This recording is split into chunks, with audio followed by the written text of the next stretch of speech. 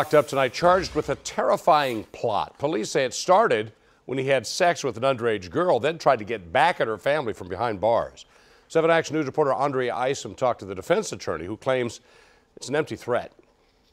His attorney says he's 100 pounds soaking wet and would not hurt a fly. But the Washtenaw County man he's referring to got himself caught up in the middle of 2 cases. And if things don't go his way, a prison cell could be his residence for quite a while. In my experience, small guys like to act big for obvious reasons, so you don't get your derriere kicked all over the damn mat. Ypsilanti attorney Michael Vincent is talking about his client, an inmate at the Washtenaw County Jail. What brought 21-year-old Fadi Siata to this big house? Vincent believes it's somewhat a case of Romeo and Juliet. It doesn't fit the legal definition of that, but what it is 2 young people in love with each other. Siata, who was 20 at the time, had a girlfriend who was only 15. And the allegation is, according to the police and the prosecutor, is that he had sex with this girl, and the girl can't say yes. Because the age of consent in our state is still 16.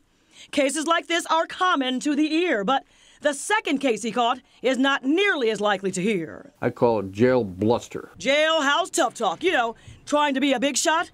But it looks like that could get Siata in a sea of big trouble. The person he was talking to, another inmate, allegedly? Yeah. And that person claims to have been wired.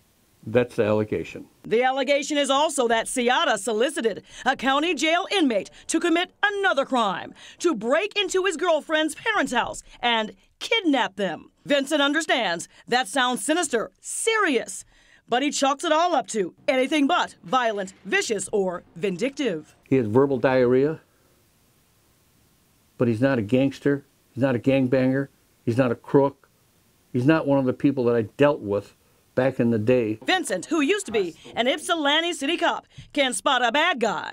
Well, I would say this, 2 miles away.